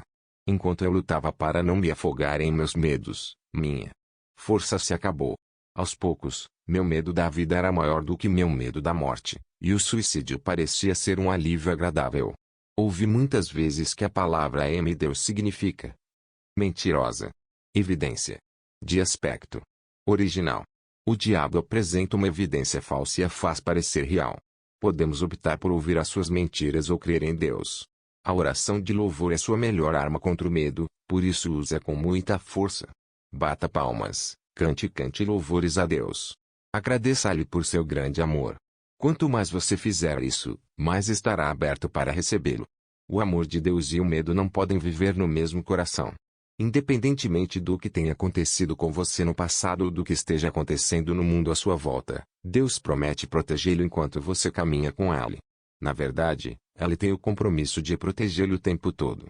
Não entendemos até que ponto o Senhor nos protege do mal todos os dias, mas tenho certeza de que é muito mais do que aquilo que imaginamos. Ele é mais poderoso do que qualquer adversário que enfrentemos, e Ele promete que, independentemente do que o inimigo traga para a nossa vida, nós triunfaremos. No amor não há medo, ao contrário, o perfeito amor expulsa o medo, porque o medo supõe castigo. 1 João 4:18. O único medo que você deve ter é o temor de Deus, um respeito pela autoridade e poder de Deus. Temer Deus significa temer o que seria a vida sem Ele e agradecer-lhe continuamente porque, por causa do amor dele, você nunca terá de experimentá-la. A oração de louvor vence o egoísmo. O oposto de focar-se no próprio eu é focar-se em Deus. Como isso é o oposto daquilo que o mundo promove hoje, nós, equivocadamente, pensamos que nos focar mais em nós mesmos irá contribuir mais para a nossa felicidade e realização, quando, na verdade, o oposto é verdadeiro. Apoiar-nos em nós mesmos leva à doença emocional. Em vez de enchermos nossa mente com emoções e anseios, devemos nos encher do Senhor e ser gratos a Ele por suprir todas as nossas necessidades melhor do que nós podemos. O único foco interior que devemos ter é a introspecção sincera para vermos se estamos vivendo e pensando segundo a vontade de Deus. Mesmo assim, isso deveria ser feito na presença de Deus, pois Ele é o único que pode revelar a verdade de um modo que convença, mas não condene. Todo o nosso foco deve estar somente em Deus. E a melhor maneira de focar-nos em Deus é agradecermos a Ele continuamente por tudo o que Ele tem dado, louvando-o por tudo o que Ele tem feito e adorando-o por tudo o que Ele é. É impossível você ser egocêntrico e obcecado por si mesmo enquanto está glorificando e louvando a Deus. A oração de louvor desenvolve a paciência. Haverá momentos em que suas orações não serão respondidas, pelo menos, não exatamente de acordo com seu cronograma. Manter-se firme em momentos em que a oração não é atendida depende em grande parte de saber esperar, e esperar produz paciência. Quando você é paciente, torna-se capaz de assumir o controle de sua própria vida e colocá-la nas mãos de Deus. Ele, então, está no controle, seja a noite ou dia em sua alma. Ele se torna Deus para você em cada estação de sua vida, nos momentos bons e nos maus. E, uma vez que você o conhece dessa forma, você se torna inabalável. Uma vez que não temos escolha, senão esperar, nossa atitude faz muita diferença. A melhor maneira de você manter uma boa atitude enquanto espera é passar muito tempo em louvor e adoração a Deus. Diga, Senhor, eu te louvo em meio a esta situação. Confesso que receio que minhas orações nunca sejam respondidas. Estou cansado e desanimado de esperar, e acho que estou perdendo a força para lutar. Perdoa-me, Senhor, por não confiar mais em Ti. Ajuda-me a ouvir a Tua voz e seguir a Tua direção. Obrigado por estares no controle total. A oração de louvor é uma forma de nos lembrarmos que Deus ouve todas as nossas orações. Mesmo quando achamos que nada vai acontecer, o amor, a cura e a redenção estão sempre acontecendo no reino de Deus. A oração de louvor desenvolve a autoestima. Deus criou cada um de nós para ser alguém em nenhuma vida acidental ou indesejada aos olhos dele. Ele tem dado a cada um de nós um propósito ou chamado distinto. Alta autoestima significa ver-se a si mesmo como Deus o fez, reconhecendo que você é uma pessoa única em quem Ele colocou dons, talentos e propósitos específicos diferentes dos de qualquer outra pessoa. Quando você permite que Deus lhe mostre o que Ele pensa a seu respeito e deixa que isso entre em, e penetre, cada fibra de seu ser, tudo o que é acrescentado ou tirado não é o que o faz ganhar ou perder. Aprendi a me valorizar como Deus me valoriza, agradecendo-lhe e o louvando deliberadamente por qualquer coisa positiva que vejo.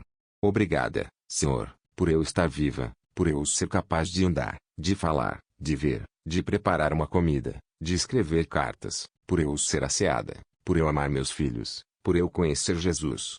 Enquanto louvamos a Deus por coisas específicas, estamos convidando sua presença a trazer transformação. Ela é o melhor remédio que conheço para quando você acreditar em mentiras sobre si mesmo. Por exemplo, como a maioria das pessoas que carregam cicatrizes causadas por abuso verbal na primeira infância, eu era hipersensível aos comentários de outras pessoas. Esta é uma característica negativa. A pessoa que se magoa facilmente coloca os outros na desconfortável posição de terem de pisar em ovos ou serem responsáveis por magoá-la. Ao louvar a Deus em meio à minha hipersensibilidade, eu lhe permiti transformar essa qualidade negativa em uma qualidade positiva, a de ser sensível a outras pessoas, e não a mim mesma. Quando o diabo tentar enganá-lo com mentiras sobre você mesmo, quando ele tentar destruí-lo, ignore os insultos dele e louve a Deus por quem você é em Deus. A oração de promessa 6. Não ficou sem cumprimento nenhuma de todas as boas promessas que ele fez. 1 Reis 8:56. Quando eu era cantora e atriz de televisão, em uma carreira de quase 3 anos, fui chamada para participar de um musical cristão gravado em estúdio. Eu não era cristã, nem fazia ideia do que era ser cristão. Minha amiga Terry, uma das melhores cantoras de estúdio em Los Angeles e constante parceira de trabalhos, foi responsável pelo contrato do musical, o que incluía a contratação de todos os cantores. Ela sempre fazia a primeira voz, e ao seu lado eu fazia a segunda voz. Em nosso intervalo do almoço, saíamos juntas com um grande grupo, e eu soube que todos os participantes do musical eram cristãos, menos eu. Todos eles falavam sobre seu futuro, sendo que o futuro de alguns parecia ser ainda mais duvidoso do que o meu. Contudo, nenhum deles temia o futuro como eu. Diziam que Deus tinha um plano para a vida deles e, desde que andassem na vontade de Deus, seu futuro estava seguro nas mãos dele. Eu nunca havia ouvido falar disso. A cada dia das gravações, eu me via cada vez mais atraída ao senso de propósito que essas pessoas tinham. Eu queria saber se Deus tem um plano para a minha vida, pensava comigo. Isso significaria que eu não precisava fazer a vida acontecer. Eu refletia nisso após cada sessão. E tentava aprender mais com cada um dos cantores em cada intervalo de almoço, sem deixar que eles soubessem por que eu estava interessada. Eu não queria ninguém me pressionando para ter uma vida de propósitos. A caminho de casa, depois da última sessão do último dia, orei a esse Deus deles sem saber se ele poderia sequer me ouvir. Deus, se tu tens um plano para a minha vida, PD, preciso saber o que é e o que fazer a respeito. Não ouvi resposta alguma. Como suspeitei, esse Deus provavelmente nunca ouviria alguém como eu. Contudo, ao longo dos meses seguintes, muitas coisas aconteceram comigo, e uma delas mudou minha vida para sempre. Conheci o Deus sobre o qual Terry e seus amigos falavam. A simples oração que fiz no carro, a um Deus que eu nem sequer conhecia, foi respondida. Muitos anos se passaram desde aquele dia que decidi receber o Senhor. Naquela época, Deus cumpriu suas promessas, e Ele sempre cumpre. Muitas vezes, não achei que Ele fosse cumprir, mas Ele cumpriu.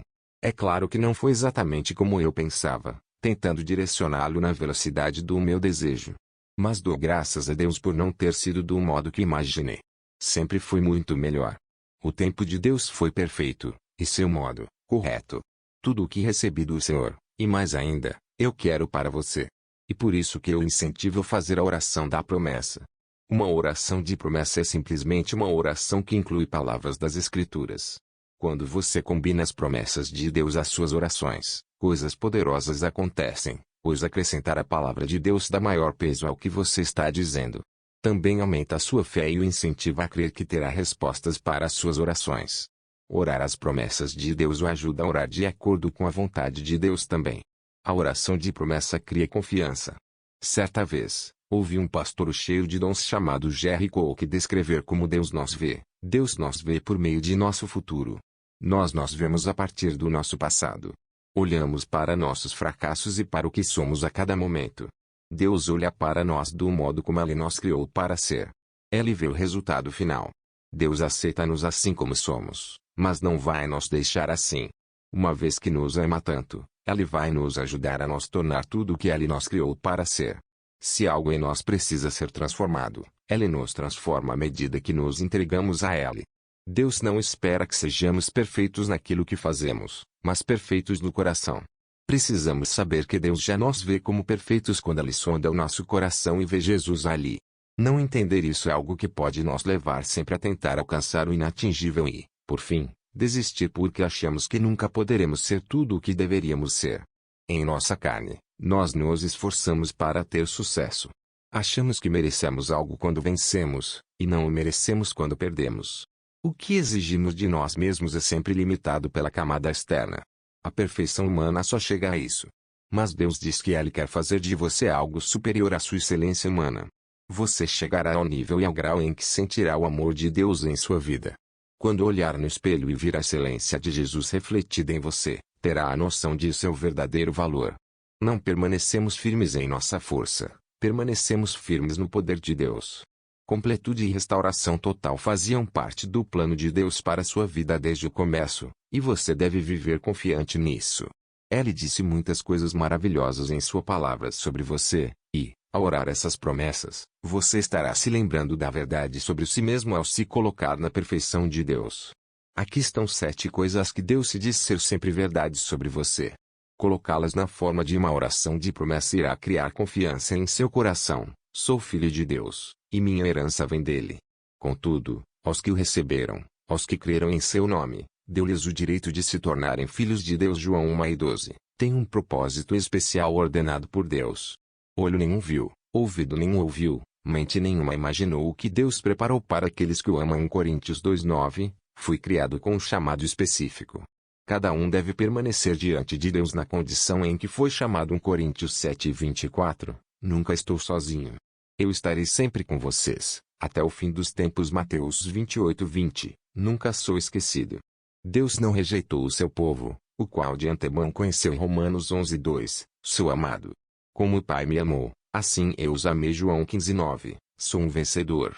Em todas estas coisas somos mais que vencedores, por meio daquele que nos amou. Romanos 8:37.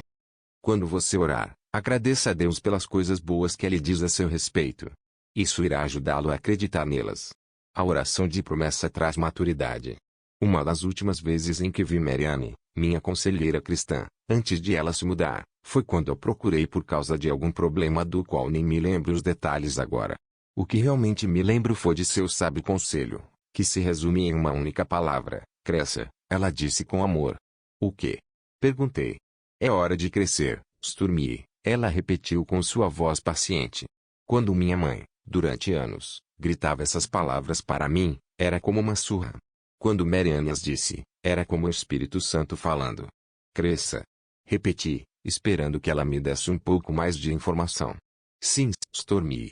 Você precisa ficar a sós com o Senhor e fazer-lhe as perguntas que está me fazendo. Tudo o que ela disse parecia certo para mim, e eu ri disso, mais tarde, quando contei para Michael.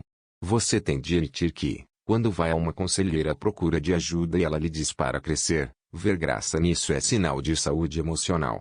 Diga o fraco, sou um guerreiro. Joel 13:10. Chega um momento em nossa caminhada com o Senhor em que temos ensinamento suficiente, aconselhamento suficiente, libertação suficiente, conhecimento suficiente dos caminhos de Deus para podermos ser independentes e dizer, não vou viver mais no lado negativo da vida. Não podemos depender de alguém para segurar nossa mão e fazer com que os momentos difíceis desapareçam.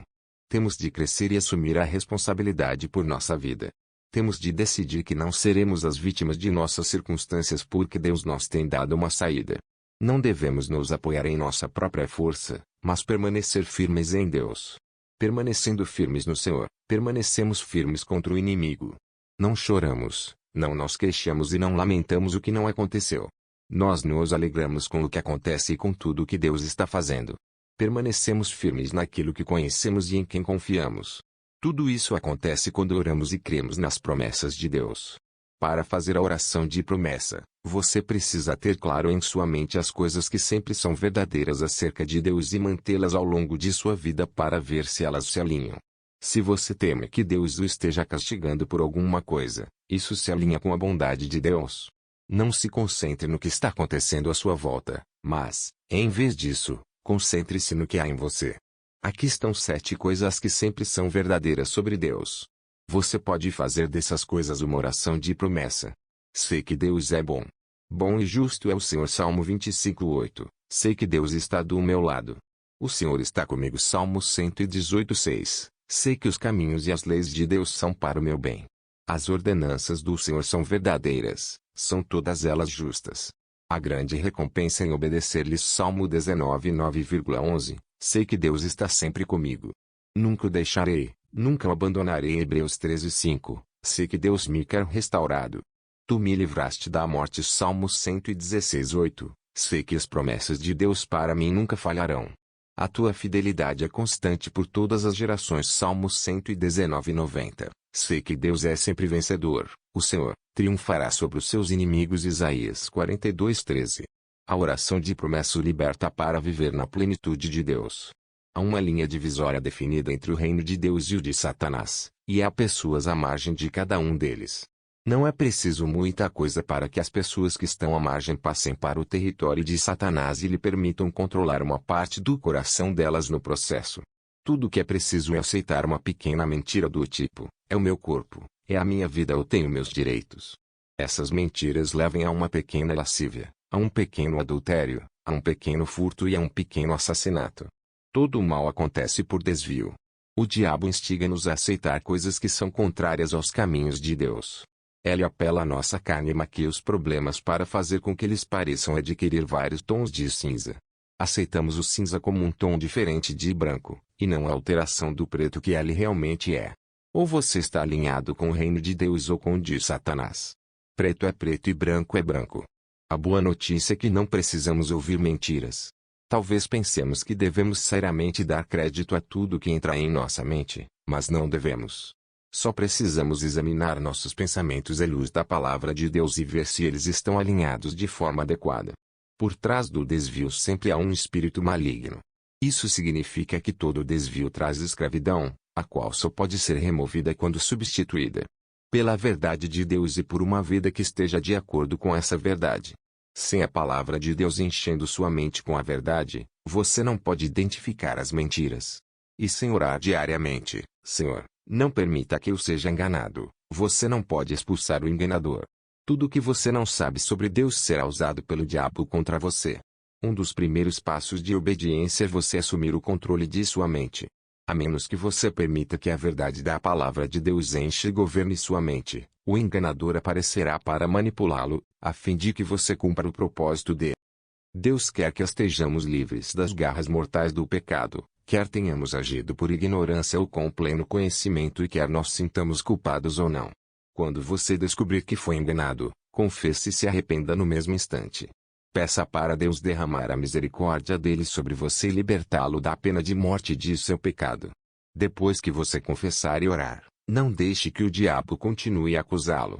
Você recomeçou do zero com Deus, por isso se sinta livre para viver na plenitude de tudo o que Deus tem para você. A oração de promessa traz provisão no nome de Jesus. Imagine o poder do nome de Jesus para aqueles que o conhecem e o amam. Certas garantias e recompensas são inerentes ao simples fato de reconhecermos o nome de Jesus.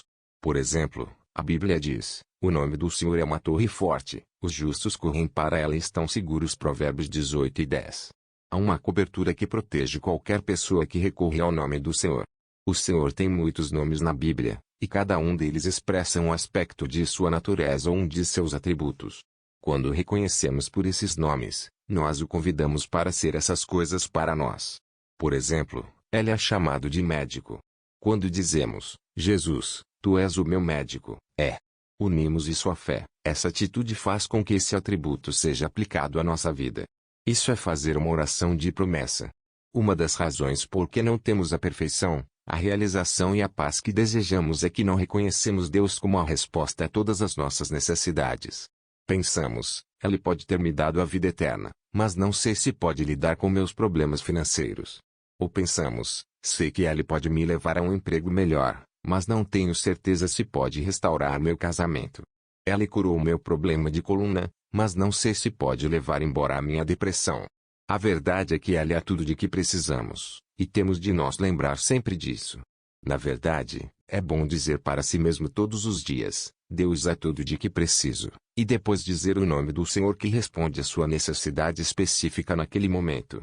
Você precisa de esperança. Ele é chamado de nossa esperança. Diga: Jesus, tu és a minha esperança. Você está fraco? Ele é chamado de nossa força. Diga: Jesus, tu és a minha força. Você precisa de conselho. Ele é chamado de conselheiro. Diga: Jesus, tu és o meu conselheiro. Você se sente oprimido. Ele é chamado de libertador. Você está sozinho. Ele é chamado de companheiro e amigo. Ele também é chamado de Emmanuel, que significa Deus conosco. Ele não é algum ser distante e frio que não tem interesse por você. Ele é Emmanuel, o Deus que está com você neste exato momento à medida que você o reconhece em sua vida. Aqui estão 7 atributos do Senhor.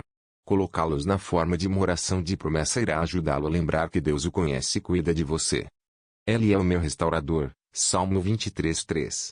Ele é o meu conselheiro, João 14:16. Ele é a minha força, Isaías 12:2. Ele é a minha esperança, Salmo 71:5. Ele é o meu curral, Jeremias 50:6. Ele é a minha fortaleza, Salmo 18:2. Ele é o meu abrigo contra a tempestade, Isaías 25:4. Deus é o supremo intelecto que nos criou e nos conhece melhor do que, algum dia, nós mesmos nos conheceremos. Ele é poderoso por nós e nos ama na medida máxima possível. Sem Ele, a cura completa não acontecerá em nossa vida. Todas as coisas que precisam ser operadas em nós nunca acontecerão.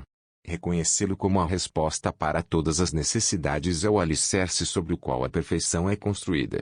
O nosso socorro está no nome do Senhor. Salmo 124:8. A oração de bênção 7. Seja sobre vocês a bênção do Senhor. Salmo 129:8. Em um determinado ano, dei para minha filha de 6 anos, Amanda, uma caixinha decorativa. Dentro dela, coloquei uma pequena joia que já fazia um bom tempo que ela queria. Quando abriu o presente e viu a caixa, ela, com alegria, comentou cada detalhe. Ah, mamãe, ela é tão linda. Olhe para as rosas cor-de-rosa e as fitas pintadas, e veja como é pequenininho o fecho dourado. É a caixa mais linda que já vi. Ela estava para levar a caixa para seu quarto quando eu disse, Amanda, abra a caixa. Ela abriu e gritou, ah, obrigada, mamãe. É a gargantilha que eu queria, enquanto corria para um espelho para colocá-la. Fiquei sentado ali, pensando, ela teria ficado feliz se tivesse ganhando só aquela caixa bonita. E, então, pensei em como nosso Pai Celestial nos dá presentes, e, muitas vezes, não os abrimos ou não tomamos posse de tudo o que Ele tem para nós porque não vemos ou não percebemos que estão ali para nós, ou não os pedimos. Deixamos os presentes de Deus fechados. A oração de bênção para receber o poder de Deus. O poder de Deus é um presente para nós usarmos, entre outras coisas, para a cura de nossa alma, e qualquer pessoa que queira saúde e restauração emocional deve ter acesso a ele. Deus quer que você conheça a incomparável grandeza do seu poder para conosco, os que cremos Efésios 1:19, para que Ele, fortaleça no íntimo do seu ser com poder, por meio do seu Espírito Efésios 13:16.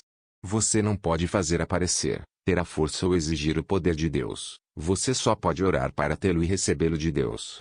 Oswald Chambers diz que o propósito de Deus para mim é que eu dependa dele e de seu poder agora. Ao depender do poder de Deus, e não da sua própria força, você está cumprindo o propósito de Deus para a sua vida. Se você se sente impotente e fraco diante de sua situação, então agradeça a Deus porque, ainda que você seja fraco, Ele não é.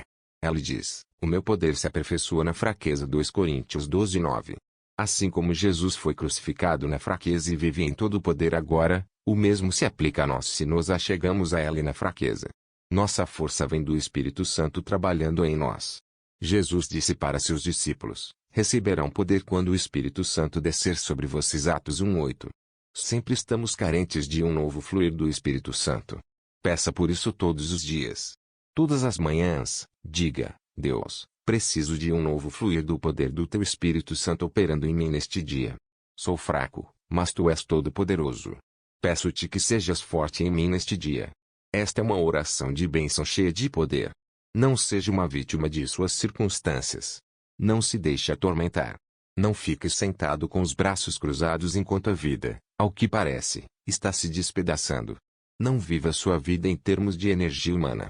Peça a Deus para que o poder dele se mova em sua vida e deixe que o poder de Deus o capacite para se colocar acima de suas limitações. Se você já está impressionado com o quanto imagina que terá de fazer para chegar à total perfeição, ou se tem dúvidas se pode de fato fazer tudo o que é necessário, então você precisa lembrar que o Espírito Santo cumpre a perfeição em você, à medida que você lhe permite. Deixe-o fazer isso. Tudo o que você tem de fazer é dizer para Deus que você quer que os caminhos dele se tornem seus caminhos, e depois dar um passo de cada vez à medida que cada um deles lhe for revelado. O poder de Deus que opera em, e por meio de, você abrirá portas que você nunca imaginou serem possíveis. Que proveito tem o poder de Deus se você nunca o recebe e usa? Diga para Deus que você deseja receber o presente do poder dele e veja como ele o abençoa com esse presente. Sua vida depende disso. A oração de bênção para receber fé. Fé é um músculo espiritual que precisa ser exercitado para impedir a atrofia, a qual faz com que todo o nosso ser espiritual fique fraco. Fé é, primeiro, uma decisão, depois um exercício em obediência e, então, um dom de Deus à medida que é multiplicada. Nosso primeiro passo de fé é dado quando decidimos receber Jesus como nosso Salvador. Depois disso, sempre que o decidimos confiar no Senhor por causa de qualquer coisa, edificamos essa fé. No entanto, sempre que o decidimos não confiar em Deus, destruímos a fé. A fé é a nossa decisão diária de confiar em Deus. Fé é um dom de Deus em que Ele nos capacita para crermos, mas temos de obedecer, edificando essa fé. Como você começa a edificar a fé? O primeiro passo é ser totalmente aberto e honesto com relação a qualquer dúvida quanto à capacidade de Deus ou sua fidelidade de suprir todas as nossas necessidades. A dúvida provém de uma mentira do inimigo, que diz que Deus não é todo-poderoso. Se você ouvir essa mentira, confesse-a como pecado. O próximo passo é encher sua mente com a palavra. A fé vem por se ouvir a mensagem, e a mensagem é ouvida mediante a palavra de Cristo. Romanos 10:17. Ler a palavra todos os dias, submetendo-se regularmente ao ensino da Bíblia e falando a palavra em voz alta irá criar confiança. Sua boca e seu coração precisam estar unidos nisso. Uma vez que suas orações só serão tão fortes quanto a sua fé em Deus, é sempre bom você ler a palavra antes de orar. Peça para Deus lhe dar fé toda vez que você pedir e tente continuar a ler a palavra até perceber que a fé está aumentando em seu coração. A fé abre o caminho para a oração atendida. Toda vez que tenho medo ou duvido que minha vida esteja segura, leio a Bíblia até sentir a paz de Deus em mim. Quanto mais leio, mais esperança tenho. Depois, quando oro, fico confiante que Deus responderá às minhas orações. A Bíblia fala sobre as pessoas que não conseguiram entrar na terra prometida, por causa da incredulidade e não puderam entrar. Hebreus 13:19. Não deixe que isso aconteça com você. Escolha participar de tudo o que Deus tem para você, fazendo oração de bênção para receber a fé. Quando floresce, a fé gera esperança. Esperança e fé, juntas, dão-lhe uma visão de sua vida. Fé é confiança inexprimível em Deus, a confiança de quem nunca imagina que ela está ausente. Oswald Chambers. A oração de bênção para você ser completo.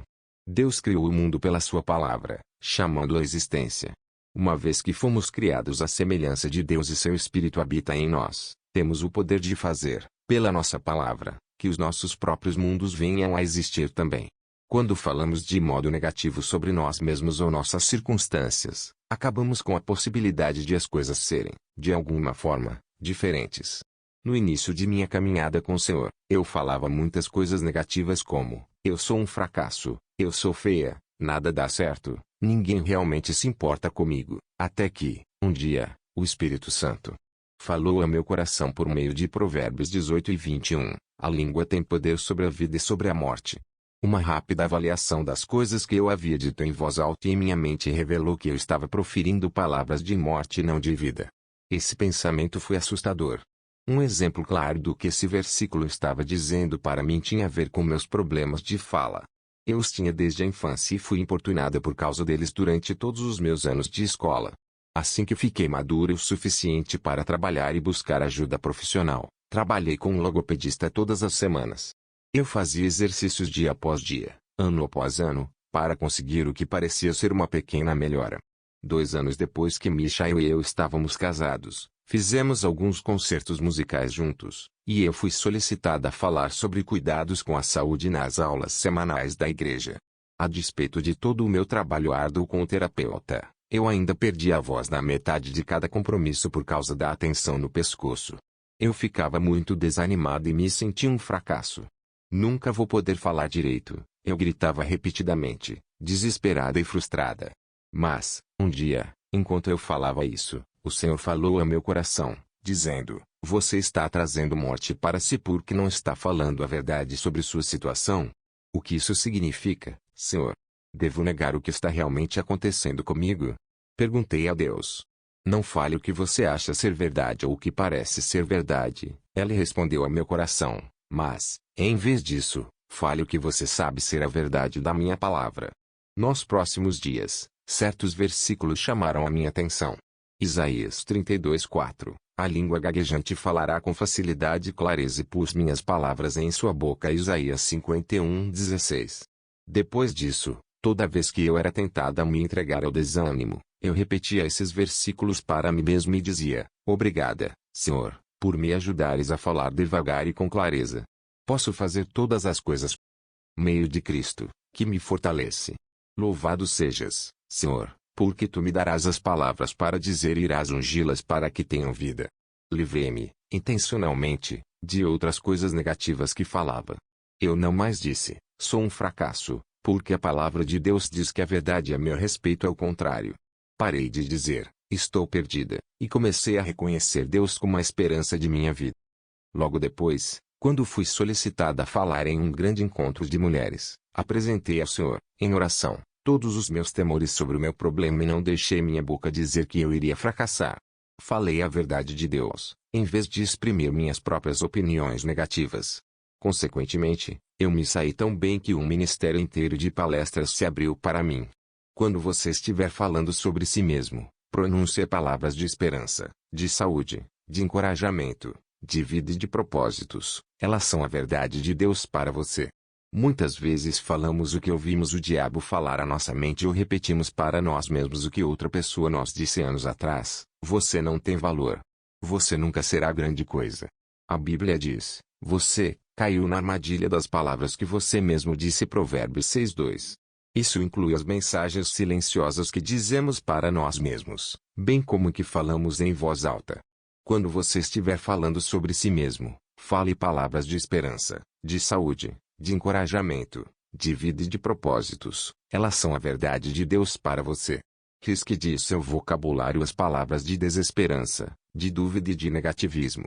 O que você fala pode não lhe parecer prejudicial, mas afeta seu corpo e sua alma. As suas palavras promovem saúde e vida ou doença e morte. Ande em obediência ao Senhor dizendo apenas aquilo que reflete a perfeição que você deseja. Deus tem tanta coisa para você. Aprenda a orar como Deus quer para que Ele possa inundá-lo de suas bênçãos além daquilo que você pode imaginar. Os olhos do Senhor estão sobre os justos e os seus ouvidos estão atentos à sua oração. 1 Pedro 13:12. Chegamos ao final do livro. Deus multiplique bênçãos. Gratidão a todos.